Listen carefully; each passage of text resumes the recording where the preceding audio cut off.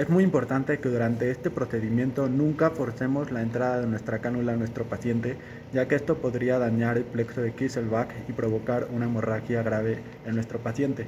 También es importante que recordemos que está contraindicado en aquellos pacientes que tengan alguna hemorragia en la nariz, o también conocido como epistaxis, o que también tenga indicios de fractura del piso de cráneo. En este video les voy a explicar cómo poner una cánula nasofaringea.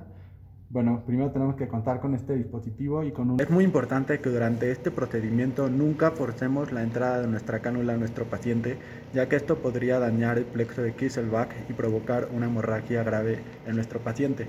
También es importante que recordemos que está contraindicado en aquellos pacientes que tengan alguna hemorragia en la nariz, o también conocido como epistaxis, o que también tenga indicios de fractura del piso de cráneo. En este video les voy a explicar cómo poner una cánula nasofaringea. Bueno, primero tenemos que contar con este dispositivo y con un lubricante, con nuestro ASC y nuestro EPP. Una vez que tengamos nuestros guantes puestos, lo que tenemos que hacer es lubricar la punta de nuestra cánula y después, antes también de lubricarlo, tenemos que medir desde la punta de la nariz de nuestro paciente hasta el lóbulo de la oreja para ver más o menos cuánto va a abarcar la longitud. Y es importante que una vez que empecemos a colocar la cánula, esta quede completamente insertada hasta el reborde con el contacto con la narina. Entonces lo que vamos a hacer es primero hacer una pequeña inspección. Vamos a revisar las narinas de nuestros pacientes y vamos a ver cuál es más grande o si tiene el tabique desviado para tener eso en consideración. Y lo que vamos a hacer es con movimientos rotatorios ir colocando esta cánula y con el bisel apuntando hacia el septum de nuestro paciente. Y con un movimiento rotatorio vamos a ir insertándolo hasta que quede completamente insertada. Un método básico para mantener la vía aérea permeable es la colocación de la cánula orofaringea. Este dispositivo mantiene la lengua en su posición original y favorece a la aspiración de secreciones de nuestro paciente. Para la utilización de este dispositivo, el paciente tiene que estar completamente inconsciente y sin reflejo nauseoso. Antes de cualquier técnica es necesario recordar el aislamiento de sustancias corporales, guantes, gogles y cubrebocas. Asimismo, de suma importancia seleccionar el tamaño adecuado del dispositivo, midiendo de la comisura del labio al lóbulo de la oreja y con la técnica de dedos cruzados introducir nuestra cánula y con un giro de 180 grados introducirla por completo.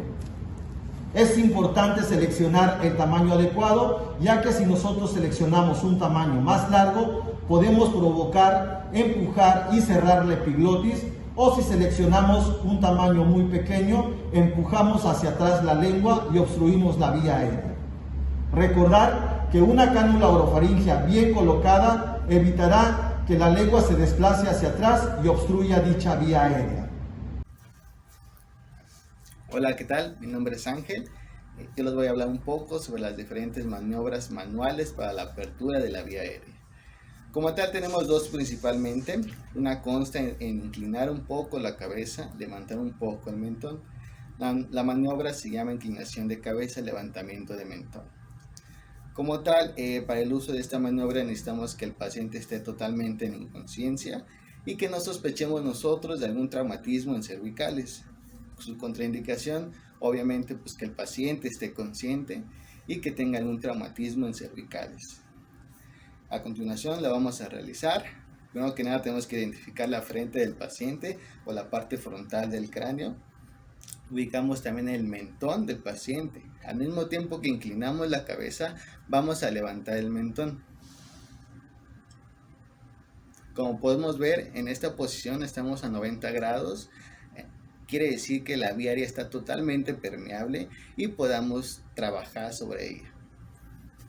La segunda maniobra para abrir la vía aérea consta en que necesitamos que el paciente esté totalmente en inconsciencia y que nosotros estemos sospechando de algún traumatismo en cervicales.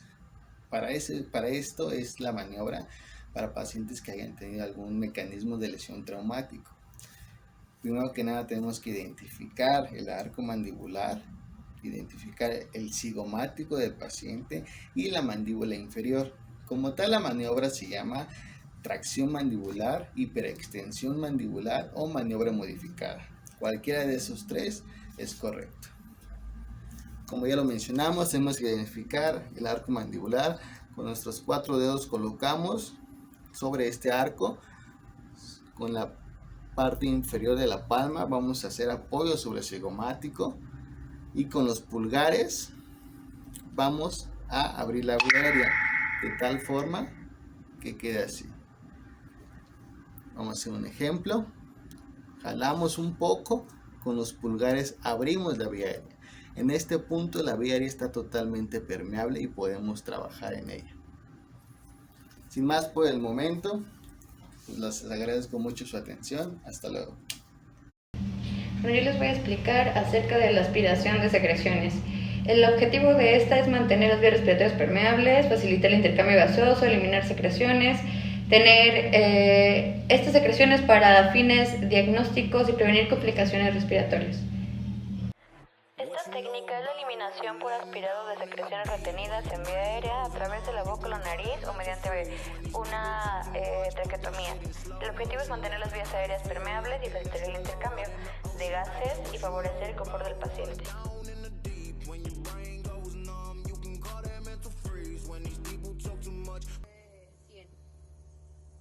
Porque el paciente puede tener hipoxia. Pues ya que lo ventilaste, cierras los ojos y checas constantes vitales y ruidos respiratorios. Retiras y le explicas al paciente lo que vas a hacer con una técnica estéril. Pones solución salina o agua inyectable en tu riñón porque va a hacer la prueba del aspirador. Ya que tienes todo tu equipo conectado y que le explicaste a tu paciente lo que vas a realizar, vas a lubricar la sonda de la punta. Vas a poner a tu paciente en posición semifoble. Y ya que le explicaste lo que vas a hacer, vas a introducir la sonda.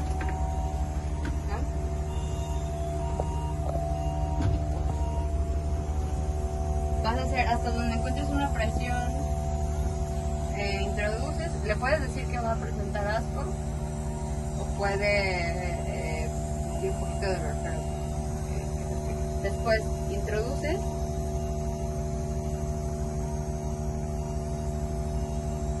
en movimientos circulares para que sea un poco más fácil.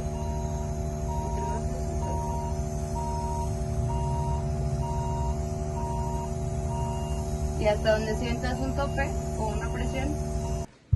Hola, ¿qué tal? Mi nombre es Martín. Hoy vamos a hablar de dos dispositivos de oxigenoterapia, que es la mascarilla no recirculante y las cánulas nasales. Pero antes vamos a conocerlo. Estas son las cánulas nasales, que constan de una manguera de aproximadamente 1,85 m, que viene con una conexión universal para colocarla en un tanque portátil o una toma de oxígeno. Consta de dos cánulas que se insertan en la parte de la nariz y con una manguera por detrás para poder ajustarla y sujetarla y que no se nos vaya a caer en nuestro paciente. Las puntas nasales nos dan una concentración de oxígeno de hasta 25%. Está indicada para el uso de 1 a 6 litros por minuto. Y la mascarilla recirculante o mascarilla no recirculante, que consta de una bolsa reservorio que sirve para contener los gases que el paciente exhala. De igual manera consta de una toma universal para ser conectada en una toma de oxígeno o un tanque portátil. Esto nos brinda alrededor del 50 o hasta el 100% de oxígeno, porque se utiliza de 10 a 15 litros por minuto. Estos son los dispositivos